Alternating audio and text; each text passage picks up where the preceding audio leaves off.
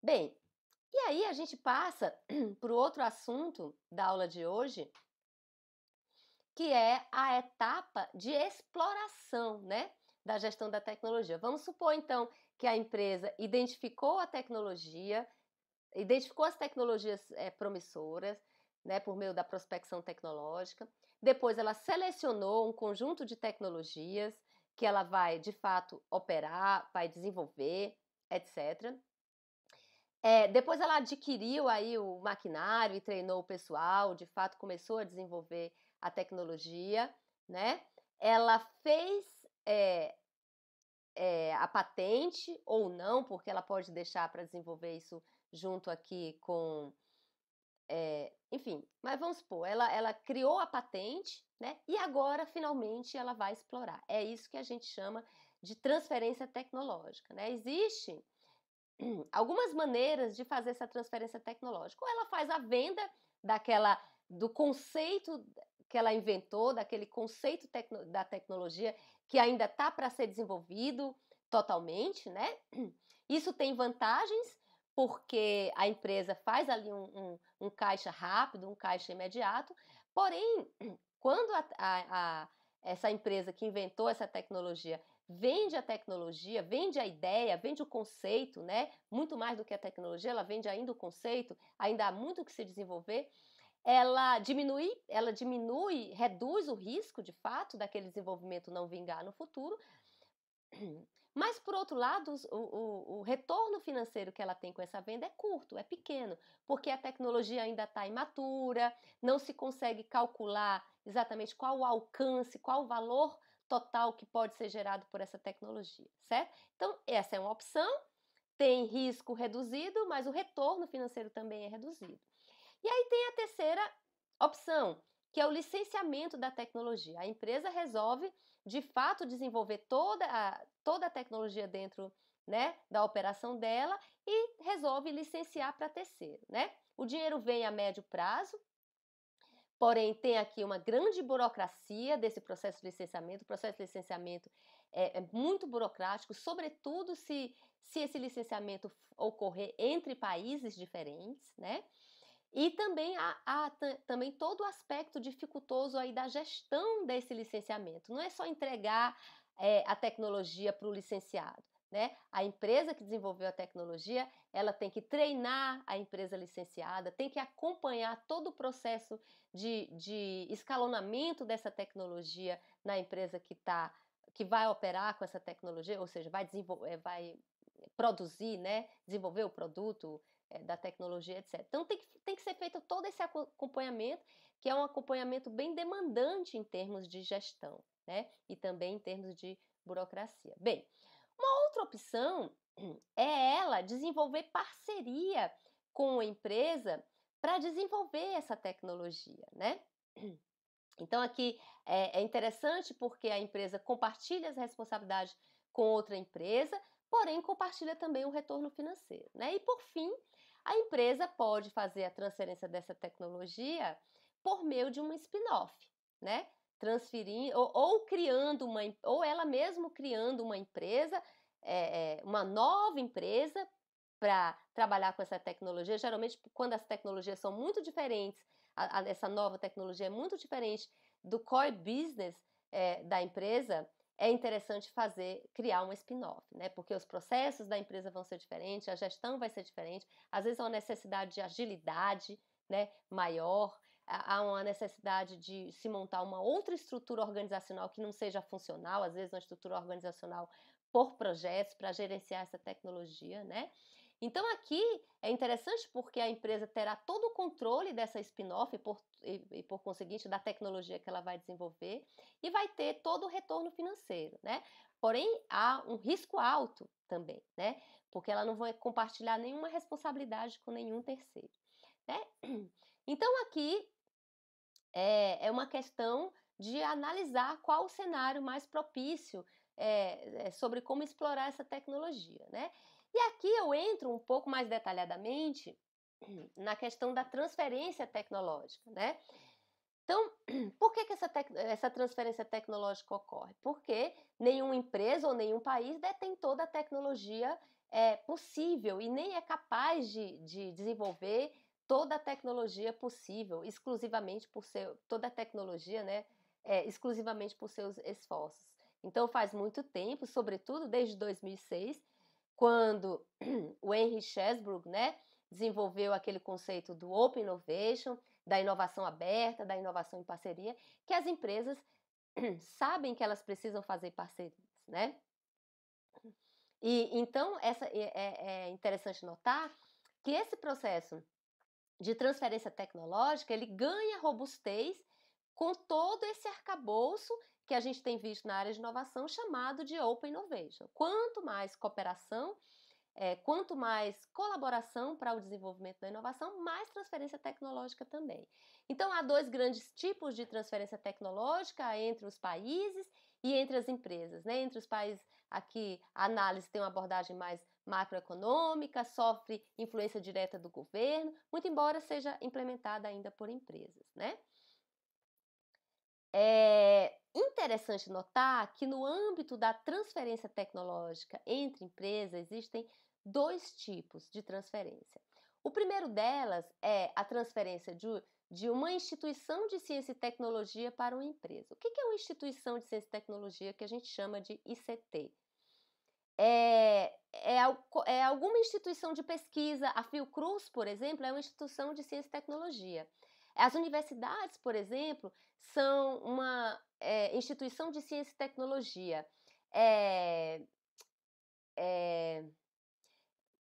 Todos esses laboratórios de ciência para desenvolver tecnologia podem ser enquadrados como uma instituição de ciência e tecnologia. Né? Essa figura ela nasce com a primeira lei de inovação que houve no país em 2004. Né? E aí as universidades passam a ser consideradas também como instituição de ciência e tecnologia. Então, existe a transferência tecnológica desses laboratórios de pesquisa, né, para a empresa, ou de uma universidade para as empresas. Isso é muito comum, a UFABC está correndo atrás de fazer essas transferências tecnológicas, ela já fez algumas transferências tecnológicas. Geralmente eu convido um doutorando da nossa universidade para falar sobre uma transferência tecnológica que a UFABC está fazendo para o mercado, aí na área de equipamentos de silicone, um novo material de silicone para a área de energia, né? Aqueles transmissores gigantes de energia, tem uma super função, é super interessante, e a UFABC está aí para concluir esse processo de transferência tecnológica que já tem mais de um ano, para aí começar a receber os royalties, para vocês verem como não é um processo rápido, fácil, é geralmente um processo muito demorado, porque quem detém a tecnologia tem que fazer todo o processo de transferência tecnológica até quem está recebendo a tecnologia compreender completamente essa tecnologia e desenvolver aí a tecnologia sem nenhum problema. Né? Então tem que acompanhar de fato a linha de produção da empresa. E existem também as transferências tecnológicas que ocorrem de empresa para empresa. Né? Uma grande empresa, empresa de ponta aí de tecnologia, de pesquisa e tal, pode muito bem fazer uma invenção de uma tecnologia e vender essa tecnologia, fazer licenciamento dessa tecnologia para outra empresa.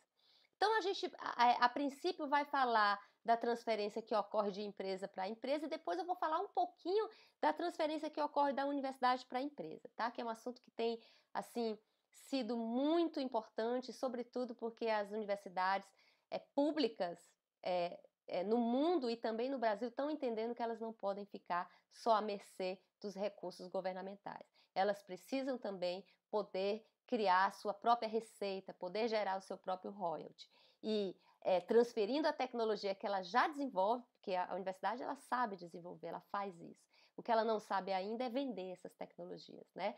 Então, isso é feito geralmente pelos os escritórios de inovação das universidades, né? No caso aí das universidades. Então, vamos primeiro ver o caso mais clássico, que é a transferência tecnológica que sai de empresa para empresa. Então, aqui uma definição clássica, né? É interessante notar que a transferência de tecnologia é a passagem do know-how, do conhecimento técnico ou da tecnologia de uma organização para outra. Olha que interessante, né? Então a transferência tecnológica, ela não tem a ver só com transferência de tecnologia, né?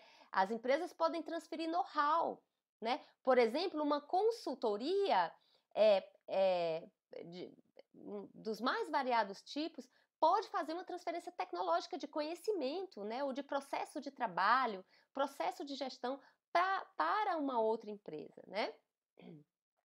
Essa transferência pode ser feita para uso, então isso é feito por meio de um contrato de licença, com exclusividade ou não. Contrato de licença com exclusividade é quando o dono da tecnologia faz um contrato para transferir a tecnologia via licenciamento para uma única empresa. O contrato é exclusivo.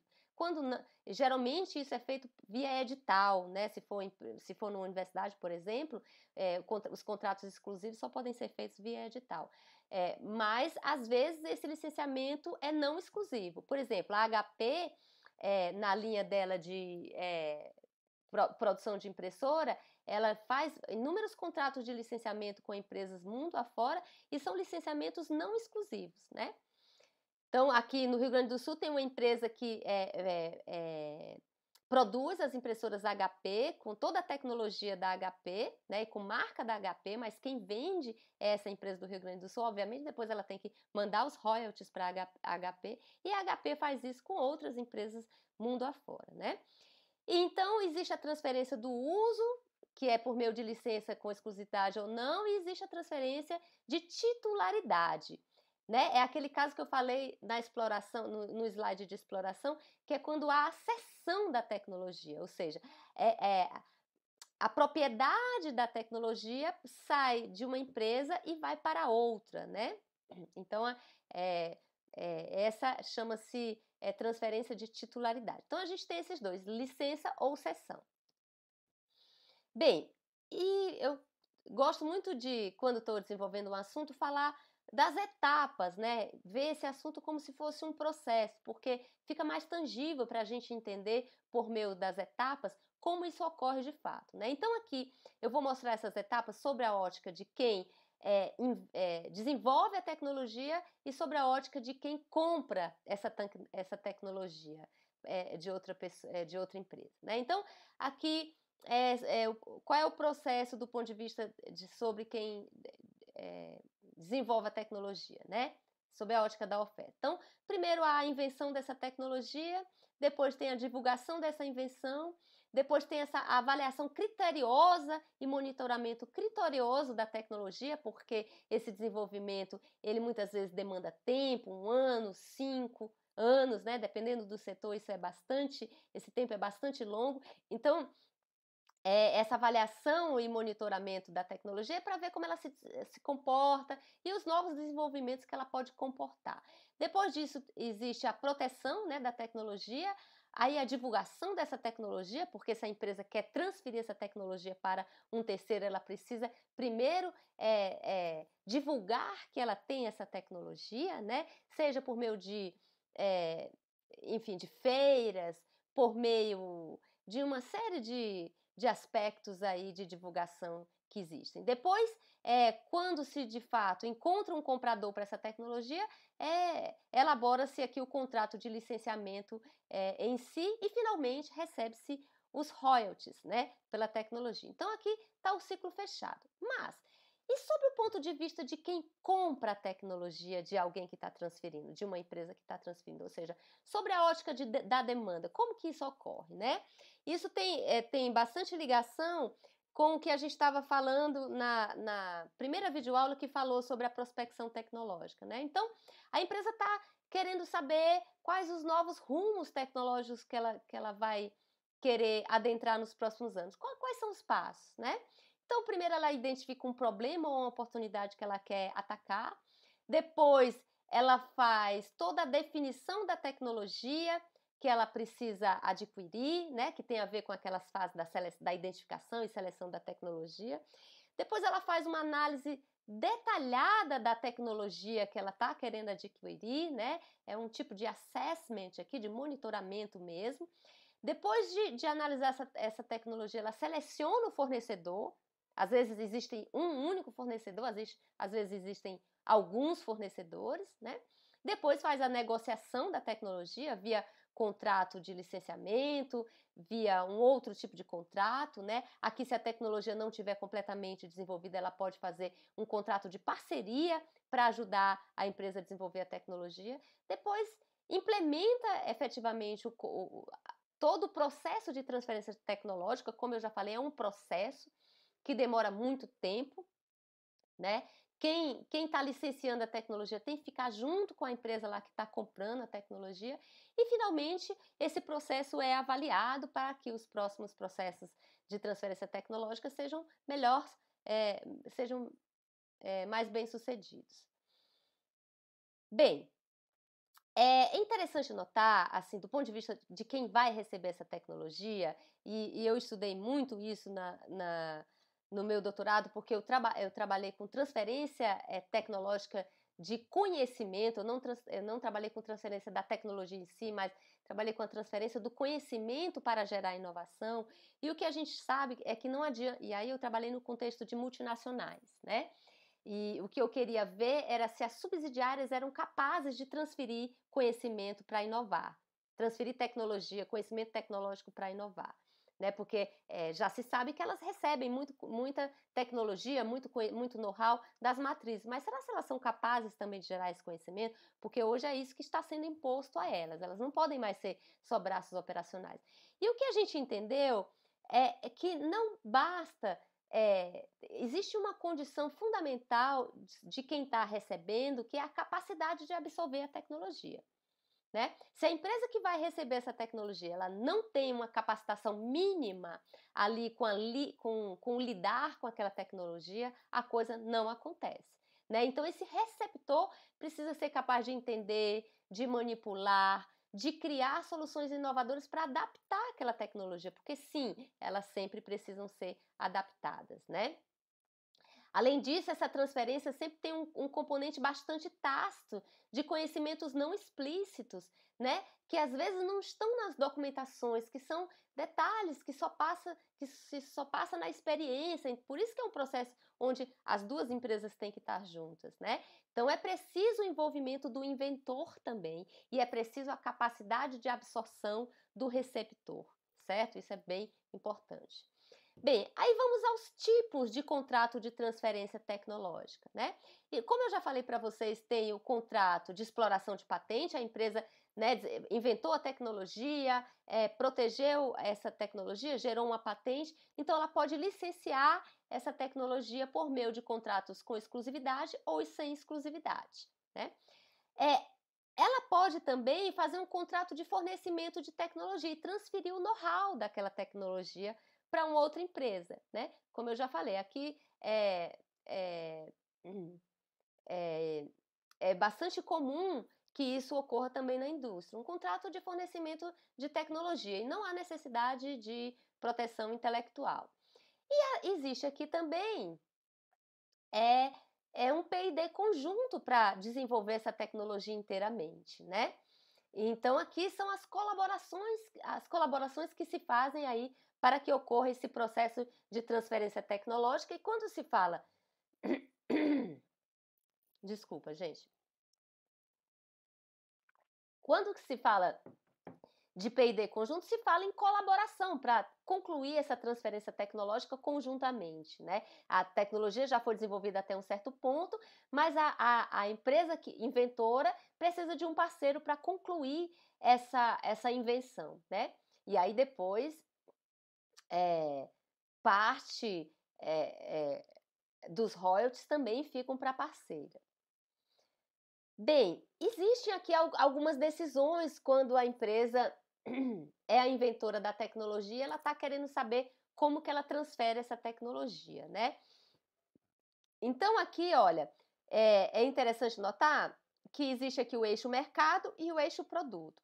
Então, o ideal é o seguinte, geralmente a literatura diz assim, olha, quando é um mercado existente e um produto existente ou em evolução, um produto que já se conhece, é apenas uma nova versão do produto, uma melhoria, né? E o mercado é o mesmo, né? É uma melhoria de um produto para o mesmo mercado. Então, geralmente, indica-se que essa empresa inventora faça licenciamentos, né?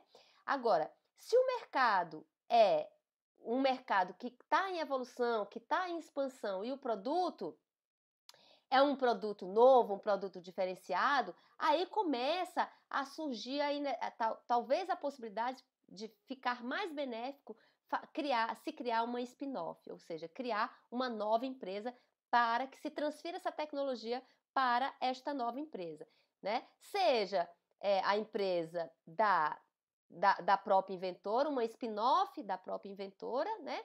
Ou mesmo até uma startup, uma empresa nova aí de terceiros, né? Mas geralmente quando a gente fala aqui uma spin-off é de fato uma nova empresa da inventora. Então, se o mercado é completamente novo, o mercado nunca explorado e o produto é um produto novo, diferente, é mais indicado fazer um spin-off. Por quê? Porque os processos, né, a lida com aquela tecnologia vai ser bastante diferente, como eu já falei, das tecnologias do core business da empresa. Então vai precisar de um modelo de gestão diferenciado, às vezes mais ágil, né, mais rápido. Talvez essa empresa, se ela se configurar num modelo de startup, ela vai ter muito mais velocidade para atuar com essa tecnologia, etc. Aqui eu trago um gráfico um quadro, ou melhor, falando das vantagens e desvantagens de se transferir a tecnologia por meio de licenciamento e por meio de spin-off. Eu gostaria que vocês dessem uma olhada detalhada nesse gráfico, porque ele é bem interessante. Ele vem de um curso que eu fiz há um tempo na Unesp sobre transferência tecnológica com essa professora especialista apenas em transferência de tecnologia, chamada Fabiola Spiandorello. Então, deem uma lida, eu não vou me ater aqui para a gente não consumir muito tempo. Bem, além de licenciamento, spin-off, existem contratos de P&D, né? Existem outras formas de transferência de tecnologia talvez mais simples, né? Que são a aquisição de equipamentos, os projetos turnkey, quando você contrata uma empresa para desenvolver completamente uma tecnologia para você. Por exemplo, acontece quando a Petrobras contrata a WEG para desenvolver um motor elétrico para uma plataforma de petróleo em alto mar, por exemplo, né? Então, a WEG faz todo o projeto e entrega a chave, né? Já com tudo funcionando para a Petrobras. Isso chama-se um projeto turnkey. Existem também os projetos de subcontratação, você pode contratar uma empresa para desenvolver uma determinada tecnologia. Também tem as franchises, as incubadoras, as spin-offs eu já havia falado, né? E consultorias também para desenvolver tecnologias internamente na empresa. Bem, e a participação nos resultados, né? Esses contratos de transferência tecnológica, sobretudo aqui quando a gente está falando aí de licenciamento, né, contrato de fornecimento de tecnologia ou know-how, eles têm royalties, né? Então, eles, como que são a participação nos resultados? Ela pode ser tangível ou intangível, né? Se for tangível, pode ser via royalty, e aí existem várias maneiras de se calcular um royalty, né? Valor fixo, valor escalonado, de acordo com as faixas de faturamento aí da empresa licenciada, ou seja, da empresa que está efetivamente desenvolvendo o produto, né? Depois tem royalty mínimo para o caso da empresa não ter sucesso na venda, então esse royalty mínimo é uma forma do inventor se proteger um pouco. Mas em vez de royalty, essa negociação de valores pode ser via milestones, né? Que são os milestones são aqueles milestones do projeto. Olha, o projeto de transferência tecnológica vai durar 6 meses. Então, no primeiro ponto de finalização do projeto, com o mês, eu vou receber 20%, no terceiro mês, mais 20% e assim sucessivamente. Existe uma maneira de um pagamento único, chamado também de lump sum, né? Existem também pagamento via taxa anual, outras formas, e existem também os resultados intangíveis, né? De melhoria social, ambiental, de mercado, proteção de marca, melhoria da qualidade da pesquisa, reconhecimento por mérito, uma série de coisas. Bem, agora, aqui já vou me encaminhando para o finalzinho dessa videoaula, eu quero só falar um pouco, pessoal, dessa transferência de tecnologia que ocorre da universidade para a empresa. Só que fazendo um contexto muito rápido para vocês, a universidade, quando ela surge com uma missão, que é o ensino. né? As primeiras universidades, a Universidade de Bolonha, salvo engano, na Itália, foi uma das primeiras universidades que surgiram, né, nesse sistema que hoje a gente entende, o sistema moderno de universidade, né, que surgiram, a universidade surge com a missão de educar. Um século depois, ou um tempo depois, algumas décadas depois, surge então a segunda missão da universidade, que é a pesquisa, né? E mais recentemente, né, mais ou menos há umas 2 décadas atrás, surge a terceira missão da universidade, que é essa missão de empreender, né, de estar mais próxima da sociedade, que é justamente a missão da extensão, né? Que são os famosos projetos de extensão que os professores e a universidade têm que fazer, que é essa aproximação com a sociedade, aproximação com o mercado.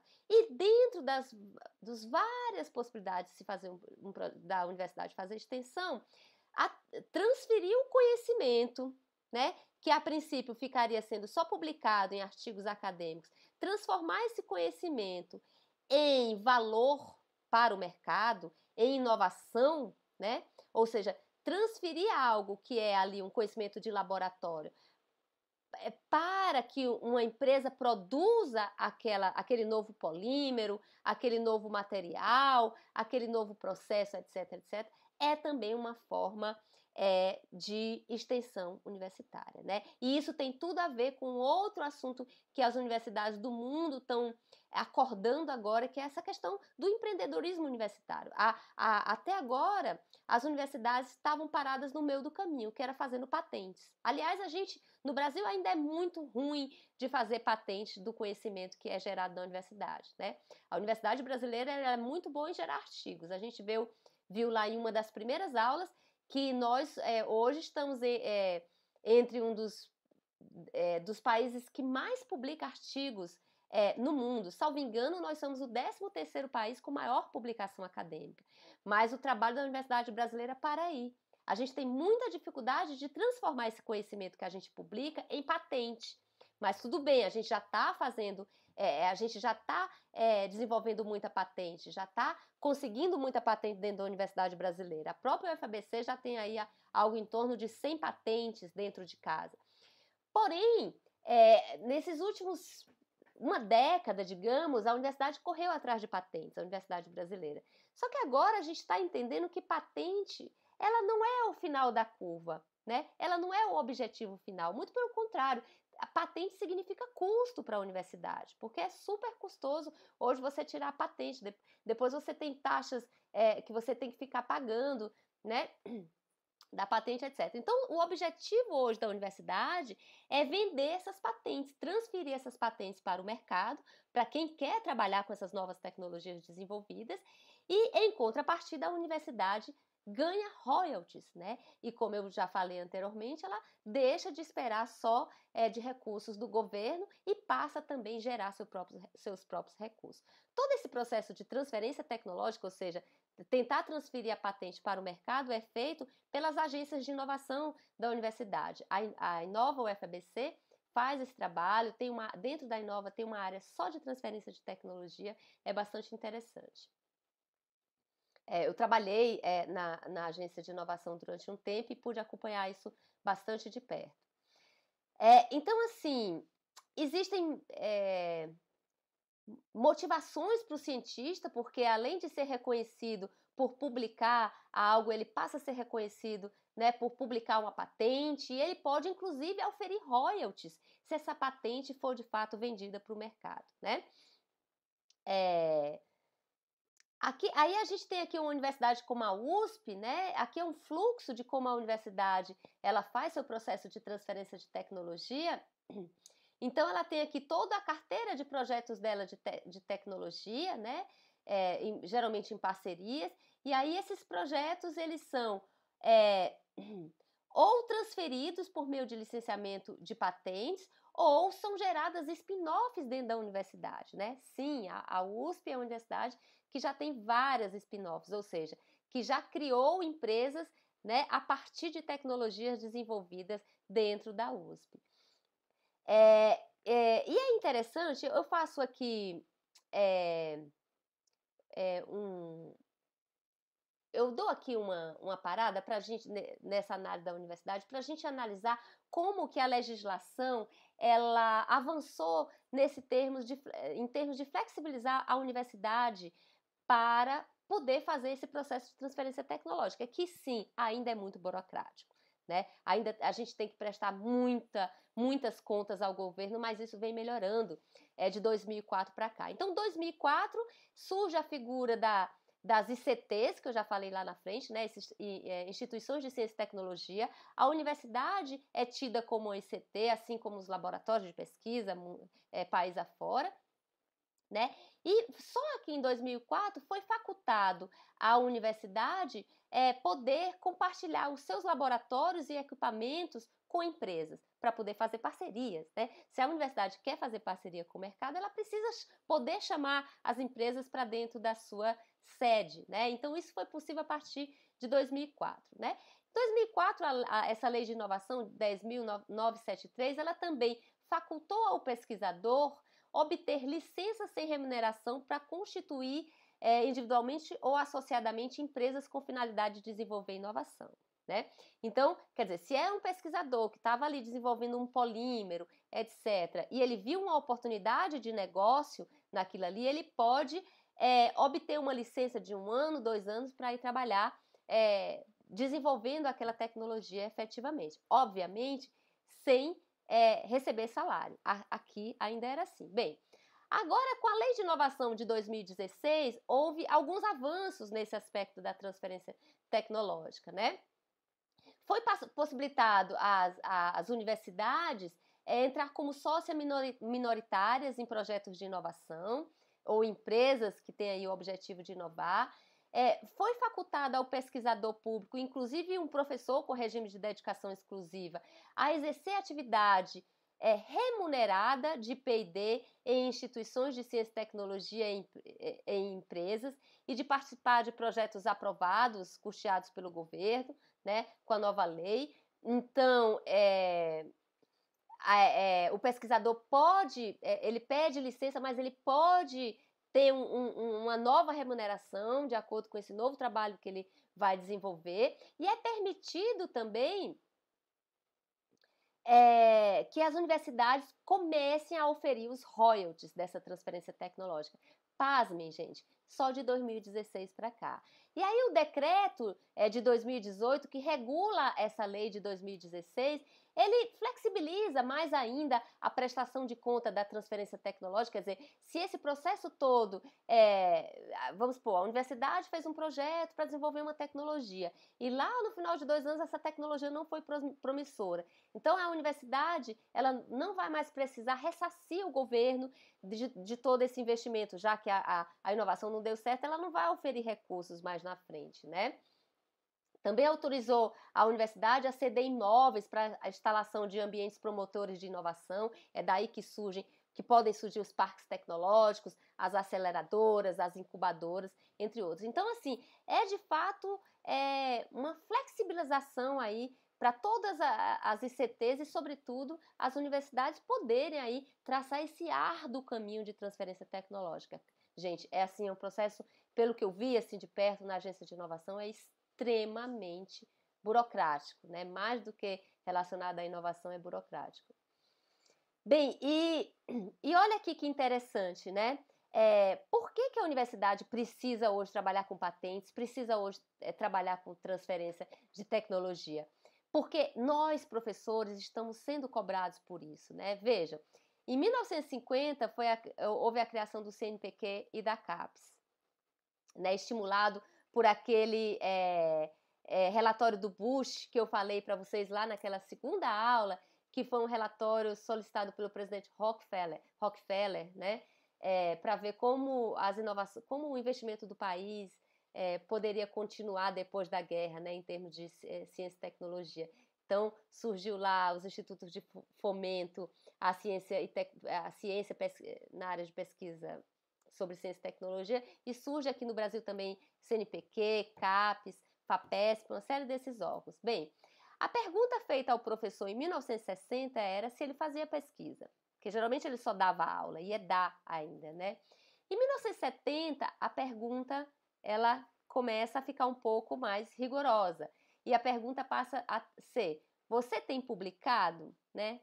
Depois, em 1980, que tipo de pesquisa você faz? Pesquisa básica ou pesquisa aplicada? Dependendo do objetivo do governo, né? Às vezes o pesquisador, a seu contragosto, tinha que fazer uma pesquisa aplicada, porque o governo estava ali solicitando ou investindo mais em pesquisa aplicada e ele queria saber se o funcionário público, principalmente da universidade pública, estava fazendo pesquisa aplicada. Né? Depois, não é mais só se o professor já publicou, mas é quantos trabalhos ele publicou por ano. Né? Depois, quantos trabalhos você publicou este ano? Depois, qual o fator de impacto desses trabalhos? Né? Em 1990, começou-se a pensar que não adiantava publicar só abobrinha, era preciso que esses artigos, de fato, fossem relevantes. Né? Depois, assim, quantos trabalhos, quantas citações os artigos que você publicou têm? Se você publicou 3 artigos nos últimos anos e eles têm poucas citações, quer dizer, você ainda não atingiu a meta. Né? E hoje, gente, nos anos 2000, esse quadro aqui ele não é nacional, por isso que ele é um pouco antes, mas aqui no Brasil acontece só agora, de 2010 para cá, pergunta-se para o professor quantas patentes ele tem. Né? Então, nós estamos sendo efetivamente cobrados no nosso plano de progressão salarial, inclusive, sobre as patentes que nós publicamos, né? E sobre os royalties que nossas patentes estão recebendo. Porque não é só ter patente, né? O importante é saber se essa patente foi transferida e se ela está oferindo royalty, né? E mais, quantos empregos a sua pesquisa gerou.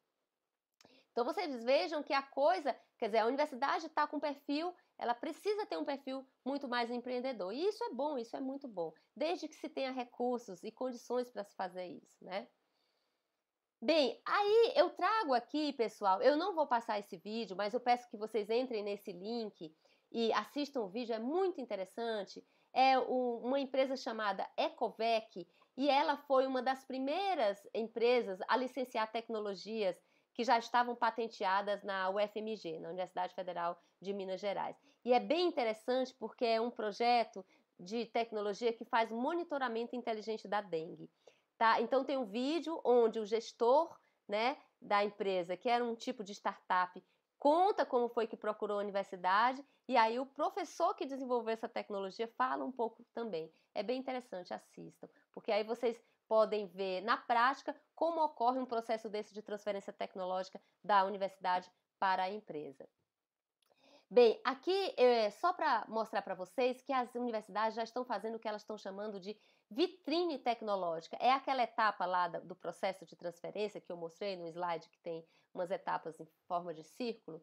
A etapa do marketing. Não adianta só fazer a pesquisa, conseguir a patente e ficar com isso engavetado. Né? É preciso divulgar para poder vender. Então, Unicamp, USP, a própria UFABC já está tentando, não sei se ela conseguiu, ela estava aí no momento de mapear todas as patentes que se tem para poder fazer o que se chama hoje de vitrine tecnológica, para que outras empresas cheguem no site da Unicamp, cheguem no site da USP e possam ver todas as tecnologias que elas têm aí disponíveis na prateleira para serem vendidas. Então, como desafios da transferência tecnológica, há inúmeros. Eu acho que eu fui citando alguns, né, no decorrer dessa apresentação hoje. Mas uma delas é com relação à proteção internacional da tecnologia. A maior parte das tecnologias geradas nas instituições de ciência e tecnologias no Brasil não são protegidas fora do Brasil. Isso, né, é uma tremenda lacuna, né? Há uma dificuldade de gestão de recursos humanos, porque são recursos humanos extremamente qualificados para trabalhar com isso. Como eu já falei, há uma morosidade muito grande nesses trâmites internos, tanto da transferência empresa para empresa, como principalmente transferência da universidade para a empresa. Né? Como vocês sabem, o escritório de propriedade intelectual aqui no Brasil demora anos para conceder uma patente, muito embora essa patente possa ser transferida antes dessa concessão ser aí homologada, digamos assim, né? Então, Há problemas de marketing da tecnologia universitária, quer dizer, a universidade ainda não sabe fazer isso, né? Há problema de financiamento, né? Para os protótipos desenvolvidos dentro da universidade, né? Enfim, há uma série de problemas e de desafios. Aqui eu falei sobretudo dos desafios da transferência tecnológica universidade-empresa. E aí, ainda falando da universidade-empresa, existem alguns sites que mostram como essas universidades ou esse instituto de tecnologia como a Embrapa, a Fiocruz, estão fazendo para transferir suas tecnologias. É interessante vocês darem uma olhadinha aí em algum desses sites, tá, pessoal? Bem, e aí nós temos a bibliografia é o capítulo, perdão, não é o 11, não é o 8, é o 11, eu esqueci de mudar, capítulo 11 desse livro aqui, da Gessiane Porto, que é uma professora da USP, né? É professora da USP Ribeirão Preto, da área de inovação tecnológica, e também o vídeo Ecovec, tá certo? Capítulo 11, tá? Me desculpem aí. E, bem, a atividade da semana, pessoal, eu trouxe um caso de transferência de tecnologia da UFSCar. É um caso muito interessante e rápido também, tem aí 2 páginas. E eu vou fazer aquele mesmo processo, vou colocar lá via Google Forms e vocês respondem por lá, tá bom? De forma individual ou em dupla.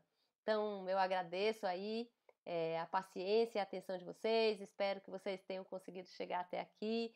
Eu acho que esse assunto é um assunto extremamente importante para a gente entender como funciona e eu acho que ele fecha esse ciclo aí do que a gente está chamando de gestão estratégica da tecnologia, certo? A próxima aula a gente vai ampliar de novo o foco, a gente sai desse assunto e a gente fala um pouquinho sobre o Sistema Nacional de Inovação, né? Que é aquele conceito que eu já trouxe para vocês rapidamente, que é governo, universidade, empresa precisam estar azeitados e funcionando muito bem para que um país consiga inovar de forma efetiva. Então a gente vai falar um pouco sobre como são formados os sistemas nacionais de inovação por aí afora, quais são as teorias sobre isso e vamos falar um pouquinho do Sistema Nacional de Inovação no Brasil, tá bom? Então, muito obrigada pela atenção, fiquem bem, tá? E é isso.